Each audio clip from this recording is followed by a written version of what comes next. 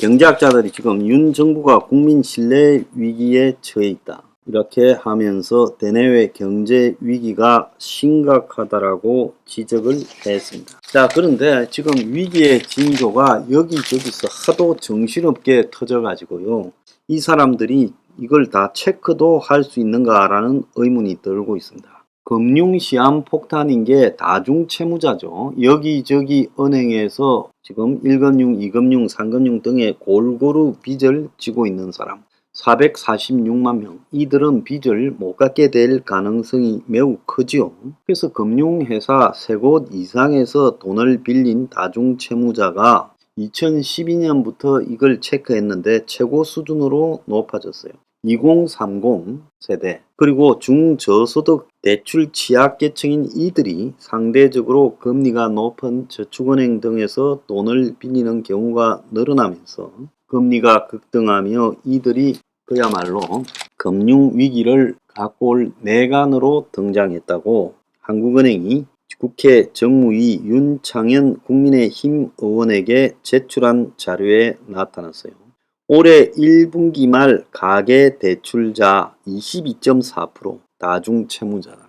그러니까 은행에 금융기관에 빚이 있는 사람 중에 22.4%가 다중채무자다. 작년보다 0.3% 늘었어요. 빚을 통제했지만 늘어났어요. 그래서 집계를 시작한 이후 최고 수준이고 대출 잔액 기준으로 따지면 다중채무 비중이 32%라는 엄청나지요. 그래서 한은이 가계부채 데이터베이스 패널 100만 명의 신용 정보를 분석하니까 이 비중을 지난해 말 기준 전체 가계대출자 1990만 명에게 적용을 하면 445만 6천 명이 다중채무자로 추정된다. 실제는 추정이 아닌 실제 확인을 할 수 있다면 이것보다 훨씬 클 것이다. 그래서 다중채무자의 숫자와 다중채무자의 대출 잔액이 늘어난 것은 큰 문제지만 이보다 더 걱정스러운 것은 대출 취약계층에서 다중채무자의 비중이 증가하고 있다는 거예요.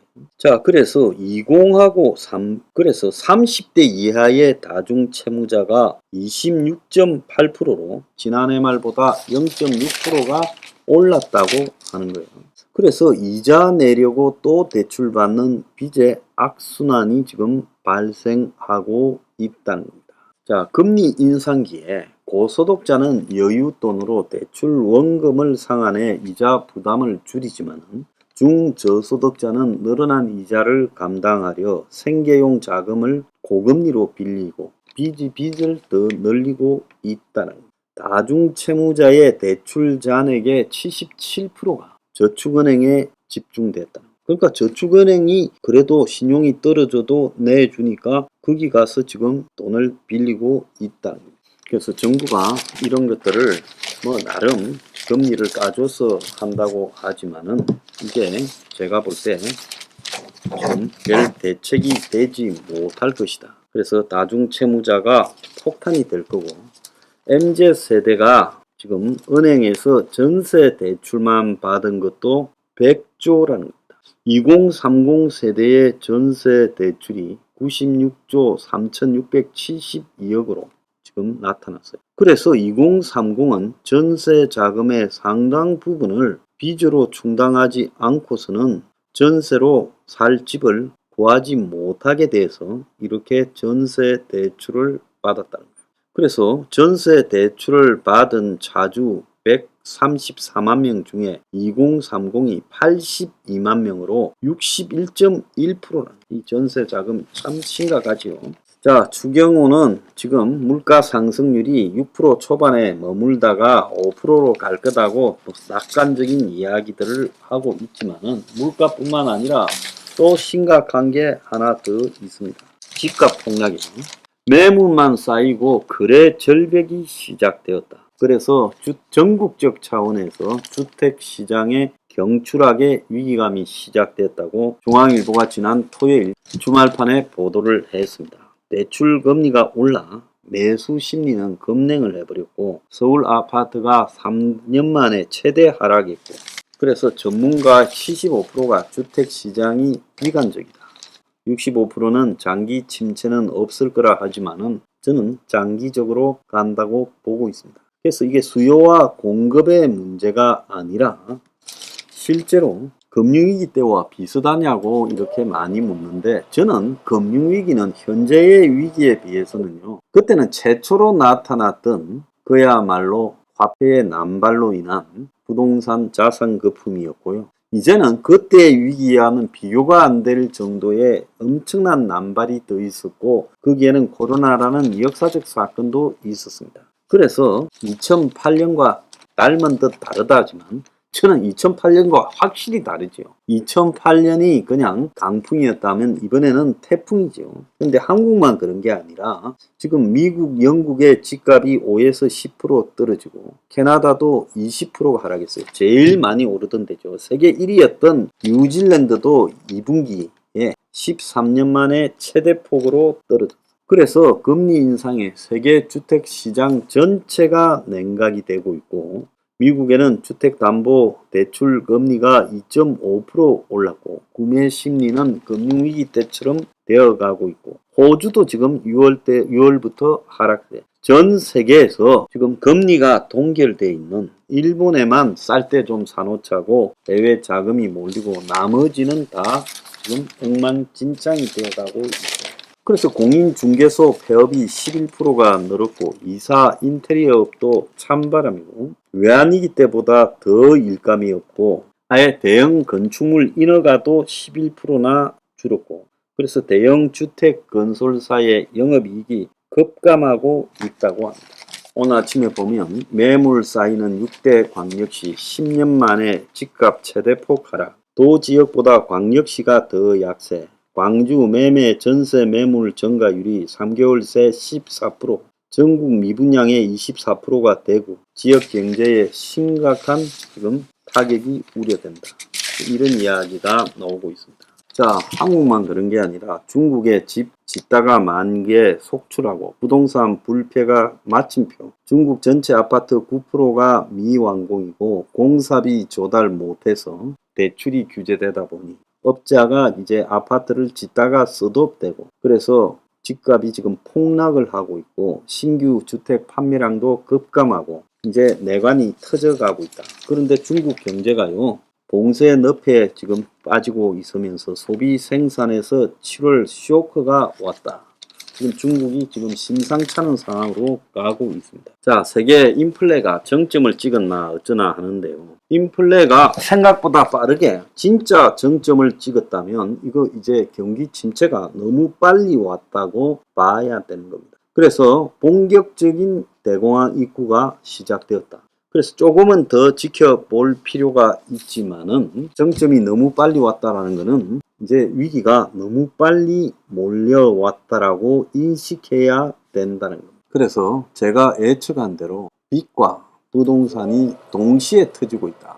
파괴력이 훨씬 높아지겠죠. 주식시장 인플레 정점 운운하는데 믿지 마세요. 끼어들다가 나중에 불과 몇 달 안 돼서 땅을 칠 일이 있을 겁니다. 자, 인플레가 지속되고 미국이 금리를 갖다가 인상 기조를 강하게 이어가기로 하면서 전 세계 경제가 충격에 빠져들고 있는데, 7월 달에 가계 대출 금리가 지금 4.52%, 9년 4개월 만에 최고조다라고 말을 합니다. 자, 그런데 이 가계 대출 금리라는 거하고 실제로 여러분이 지금 내게 되는 금리하고의 또 격차도 있을 거라고 봅니다. 자, 미국에도 지금 금리가 연초에 3%에서 지금 5.55%까지 올라가지고 오른 금리 때문에 6월 달에 이 부동산이 지금 6월 달에 확연하게 상승세가 꺾이고 가격 하락이 시작됐다라는 보도가 나오고 있고요. 자, 내리던 고정금리까지도 지금 올라가는 상황이 벌어지고 있다라는 이야기가 나오고 있습니다. 자, 그래 이 상황에서 한국의 이 대출 금리가 굉장히 올라갈 거는 지금 기정사실화되고 있어요. 주택담보대출 금리가 9년 만에 평균금리가 최고다라고 하는데, 오늘 아침에 언론에 보면 대출금리 한 달 만에 0.31포인트가 올랐고 예금 금리도 0.52%포인트가 올랐다. 그렇게 지금 이야기가 나오고 있습니다. 자, 이 상황에서 한국 경제를 바라보는 시각에 대해서 지금 이 상황에도 투자를 하라고 꼬드기는 그런 이 사이비 언론들은 한국 경제의 잡초 근성을 믿으라는데 아마 이번 경제 위기에서 잡초는 다 뽑히고 말라 죽을 거라고 보고 있습니다. 자, 정부는 확장에서 긴축으로 13년 만에 재정 키를 돌렸다, 재정 다이어트다고 쇼를 하고 있는데 예산 그 재벌들 밀어주려고 이런 쇼하고 나빠졌습니다. 자, 그래서요, 전체적으로 돌아가는 것을 보면 지금 부동산 장기 침체가 확산이 되고 장기 침체로 확산이 되고 부동산이 일시적이 아니라 그 다음에 이것이 결국 부채 위기, 지금 금리 인상으로 부채 위기를 확연하게 가져오고 이 부채 위기의 규모가 금융 위기를 가져오는 걸로 지금 갈 거다. 그래서 여기에 어떤 비상 대책도 없다라는 게 이게 지금 답입니다. 그래서 무슨 30조를 자영업자 탕감해 주는 게 부채 대책이다. 그것도 전 턱도 없다고 봅니다. 자영업자 부채는요, 부채 중에 중요한 몫을 차지하고 있지만 그것보다 더 심각한 게 주택담보대출 문제라는. 자, 그래서 지금 주택의 가격이 어떻게 될 거냐에 따라서 정권의 명운이 달려 있는 걸로 보이는데 이재사 전문가라는 사람들 80%가 내년에도 집값이 하락할 거라고 이 부동산 시장 긴급 설문조사를 매일경제가 어제 부동산 전문가 50명을 대상으로 긴급 여론조사를 했어요. 그러니까 응답자 50명 중 22명이 44%가 부동산 시장 하락이 내년 말까지 이어질 거라고 말을 했어요. 한 부동산 시행회사 임원은 금리 인상 추세가 내년 상반기 정도에 멈출 것으로 가정한다면 현재 수준으로서 그렇죠. 서울 경기 지역은 내년 하반기 정도에 바닥을 찍을 거고 대구 인천과 같은 아파트 공급 과잉 지역은 2024년 이후에도 계속 하락할 가능성이 있다. 자, 설문조사 결과 내년 상반기까지 부동산이 하락할 거다 라는 사람은 16명으로 32%. 그래서 이 둘을 합치면요 50명 중에 38명, 그러니까 80%에 가까운 사람이 상반기 또는 내년 하반기까지 하락이 될 거다. 그런데 2024년 이후에도 하락이 이어질 거라는 사람이 3명, 6%가 나왔고 연내 반등할 거라는 사람은 2명, 4%에 그쳤다. 그래서 대체로 여기서 물어본 부동산 전문가라는 사람은 부동산업이 활성화되어야 먹고 사는 부동산 이해관계자입니다. 사실은 이해관계자들한테 부동산이 어떻게 될 거냐고 물어보면 그들은 부동산이 올라갈 거라고 답하고 싶은 마음이 간절하겠죠. 그럼에도 불구하고 그들조차도 내년에 집값이 하락할 거라는 게 80%가 넘는다는 거예요. 그래서 부동산이 적어도 지금 장기 침체에 접어들었다는 것은 기정사실이에요. 왜 장기 침체냐? 지금 이 사람들이 생각하는 것은 금리라든지 지금 인플레라든지 이런 변수들만 보고 이야기하는 겁니다. 그러니까 비상 상황에 대한 어떠한 계산도 나오지 않은 거예요. 근데 제가 황장수가 여러 번 이야기하지 않습니까? 지금 이 대공황이 올 연말 한국에 내년 3월 정도에 본격 시작될 것이다. 자, 그리고 세계적으로 이런 공황이 시작될 거고 미국에 또 결국 경기 침체에 접어들면서 그야말로 초반에는 스태그플레이션의 이 강풍에 견디지 못하게 될 거다. 그래서 미국도 대공황이고 세계적으로 이것이 번져갈 거다. 그 속에서 한국에 특히 지금 오른 금리에 의한 부동산 하락, 그리고 또 더 문제는 부동산 가격 하락이 결국 갖고 올 게 뭔가 하면 이 부동산 대출 받아서 산 사람들이 하우스 푸어들이 붕괴되는 거죠. 부동산 원리금을 상환하는 데 실패하면서 이들의 집들이 경매에 넘어가고 은행들 상당수가 부동산 대출에 빌려준 돈을 회수하지 못하는 부분도 나올 거다. 저는 그렇게 봅니다. 자, 그렇게 되면서 결국은요 부채들, 자영업자의 지금 부채, 그리고 이 부동산 담보 대출 부채, 그리고 다중채무자 부채 등이 최소한 수백조가 터져 나오면서 이 한국 경제를 마비시킬 거다. IMF 외환위기 때 200조가 흔들렸는데 그 난리가 났습니다. 그런데 그때보다도 여러 배가 많을 거다.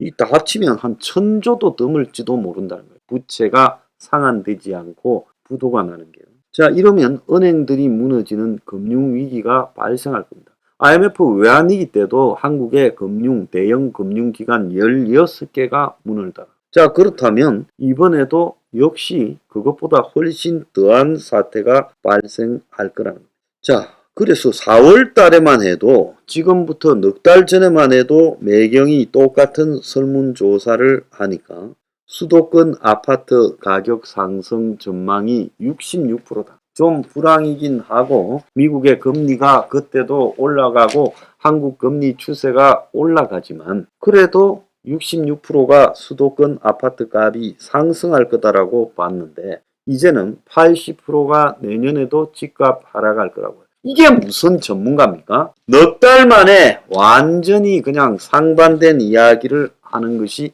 이게 전문가냐. 창피한 줄을 알아야 되죠.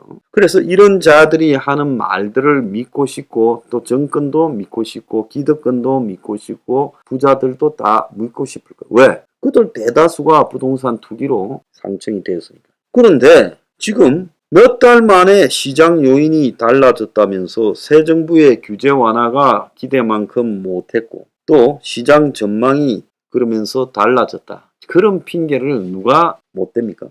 아니 윤석열 정권이 부동산 규제 완화하는 것이 자기들이 했던 말을 지키고 있지. 그걸 엎어서 부동산 규제를 완화 안 하고 부동산을 누르는 방향으로 가고 있습니까? 아니잖아요. 뭔 헛소리를 하고 있어요? 그래서 제목에 보면 매경에 금리 치솟고 주택정책 실망, 집값 상승 전망 4개월새 확 뒤집혀 매수할 결심 사라졌다. 예상 뛰어넘은 금리 폭주. 다 알았는데 누구만 몰랐네 부동산 전문가들. 그 다음에 더 멀어진 집값 바닥. 부동산 전문가라면서 집값 바닥이 그렇게 쉽게 올 줄 알았네. 참 기가 찹니다. 이들은 다주택자의 급매물이 소화되는 내년 상반기까지 약세. 그게 아니라 이제 1주택자의 이 급매물까지도 시장에 넘쳐날 거라. 그래서 부동산 전문가 다 집에 가라. 내가 전문가지. 추석을 지나면서 이 부동산 대폭락, 심지어 10년 주기 폭락론까지 다시 살아나면서 부동산 시장에 엄청난 공포가 지배하고 있습니다. 역대 최악의 거래 침체와 지금 집값 급락 속도가 2012년 금융위기 직후의 상황과 유사하고, 자, 2012년이 지금부터 딱 10년 전이지 않습니까?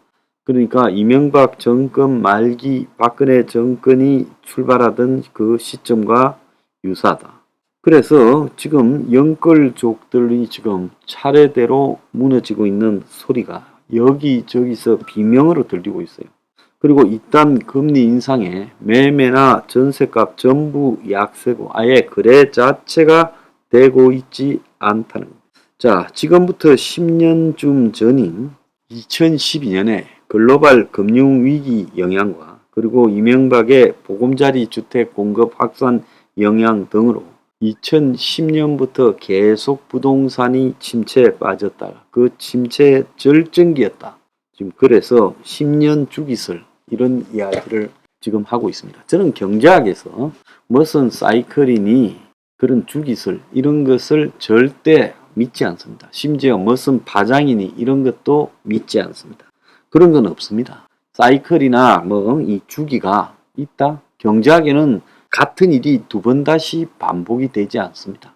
경기가 이 침체되었다가 최악에 빠졌다가 회복되었다가 또 상승기가 올 수 있겠지만은 그것은 이런 주기설과 관계없이 상식적으로 생각할 수 있는 부분이고, 지금 한국에서 일고 있는 역대 최악급의 지금 부동산급 위축은요, 이것은 일상적 요인으로 설명하기가 불가능하다는 겁니다. 불과 한 2달 전만 하더라도, 아니 한 달 전만 하더라도 올해까지 이런 부동산 경기가 악화되고 내년부터 풀리니 내년 후반부터 풀리니 별별 소리가 난무했는데 지금 이제 한 달쯤 지나면서 확인된 부동산 거래 상황을 또 부동산 가격 하락을 보고 이제는 그런 소리도 사라져 가고 있다는 거예요.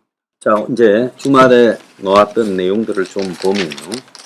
살던 집이 안 팔려서 새 아파트 입주도 못하고 당첨 취소된다.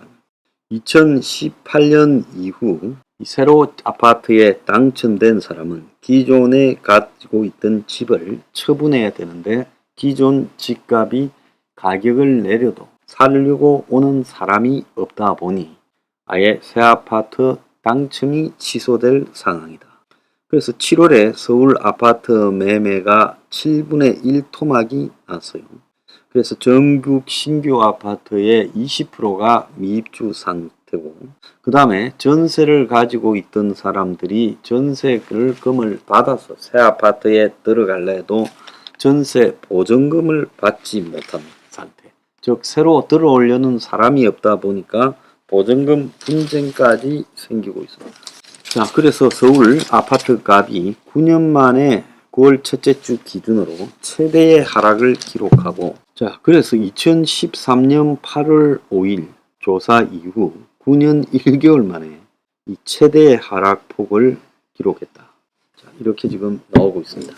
그래서 잠실에 84평방미터짜리가 1년 새에 6억이 급락했다. 서울 아파트값 15주 연속 내림세다. 주가 하락도 우려되고 있어서 관망세가 지속되고 있다. 자, 원희룡은 집값 하향 안정화가 더 필요하다라고 말을 했는데 문제는 집값 하향 안정화가 아니라 이게 붕괴로 간다는 거고 여기에 정부가 손대지 말기를 바랍니다. 원희룡 장관은 지금 손을 대서 막을 수 있는 일이 아닐 때는 손을 대지 말아야 됩니다. 자, 원희룡은 좀 더 하향 안정화가 다져질 필요가 있다. 15억 초과 아파트 대출 규제를 풀면 결국 부자들이 줍줍하겠다라는데 그건 안 된다. 자, 조선일보는 오늘 이제 굉장히 안타까워졌어요. 15억 초과 아파트에 대한 대출 금지가 오늘날 이 아파트의 거래 절벽의 원인인 것처럼 이야기를 하고 있습니다. 자, 도곡 렉슬도 스달세 7억이 떨어졌고 바닥 뚫린 아파트값. 강남 서초 용산 중대형에 이어 강북 중소형도 모두 급락. 가을 이사철의 거래가 역대 최저다. 금리 인상이 진정될 때까지 집값 하락 당분간 이어질 때. 그러면 금리가 오늘 저녁에 미국에서 또 나오겠지만은 8월 소비자 물가 지수요. 내내 올라갈 건데 당분간 어떻게 하렵니까? 정부 단속 비웃듯이 전세 사기가 극성이라 가지고 한 달에 1,000억도 넘었다라고 이야기가 나오고요. 깡통 전세 피해 75%가 2030이다. 그러면 이제 건설업이 난리가 났다 이야기가 나오고 있습니다. 그래서 건설업이 곧 다 부도가 나는 것 아니냐라는 이야기까지 등장하고 있어요. 지난 연휴 기간에 보면 윤석열식 270만호 주택 공급에 차질이 생겼다. 자, 그래서 실제로 건설업 전체가 이제 돈줄이 말라버렸다.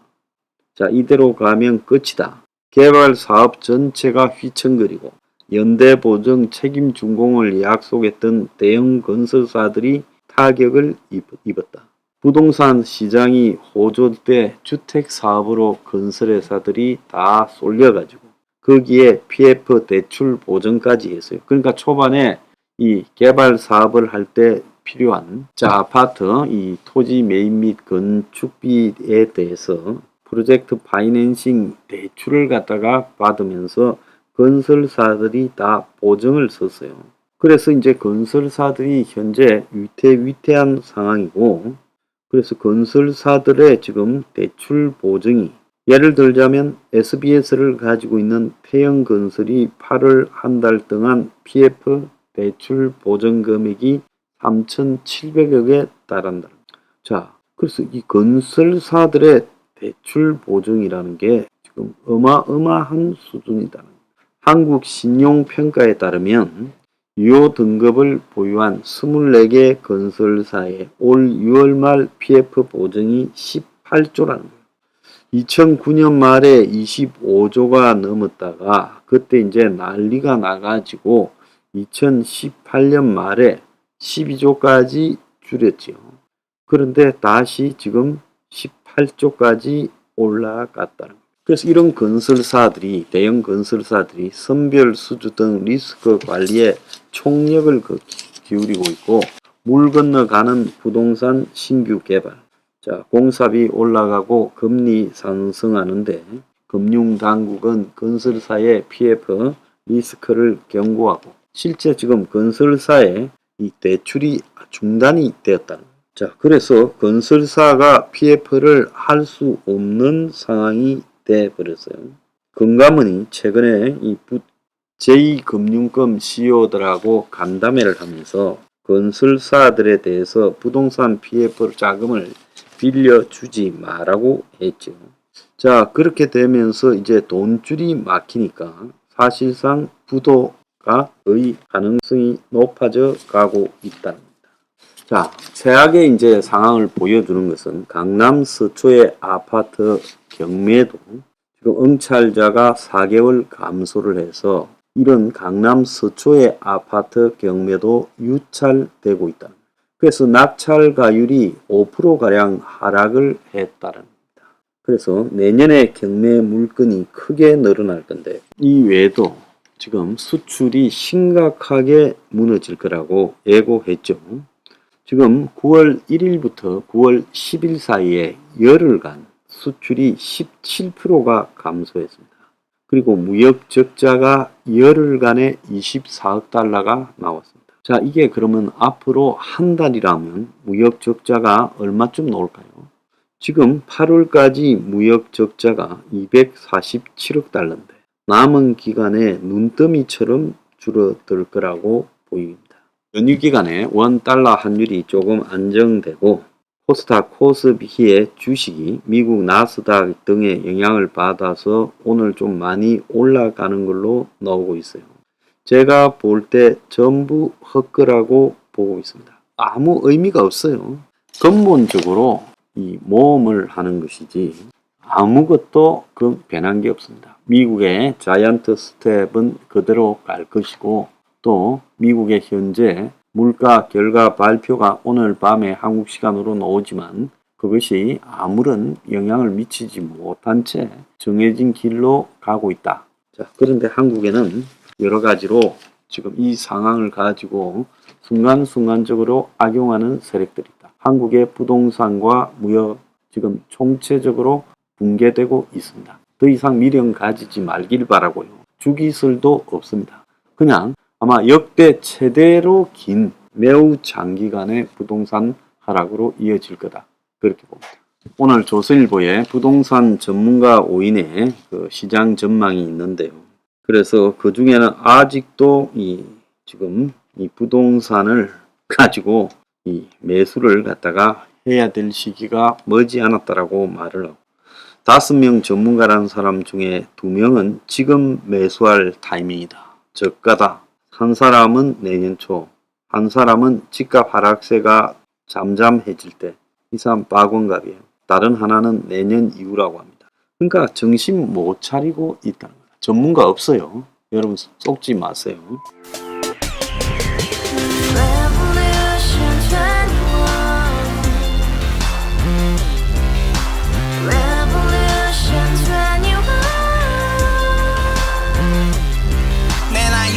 월세 30 코인빚만 300 서울에 온지 벌써 10년 아둥바둥 버텼지만 여전히 난 반지 하에 제왕 곰팡이 연문제약 내비랑 깡통망통 완전히 폭망 구시원 창문만큼 작아진 내 꿈 연애 결혼 내 집 모든 게 헛꿈 1년 전 떠난 여친 울면 말했지 같이 스파자 평생 가본 게 꼬꼬꼬라지 가봐 후스 700 나도 소유주 가봐 후스 700 나의 소유주 택시기사 우라부지 마트캐셔 울어문니 우리 집안 다 털어봤자 후줄 그래 개선민 내미래 거기서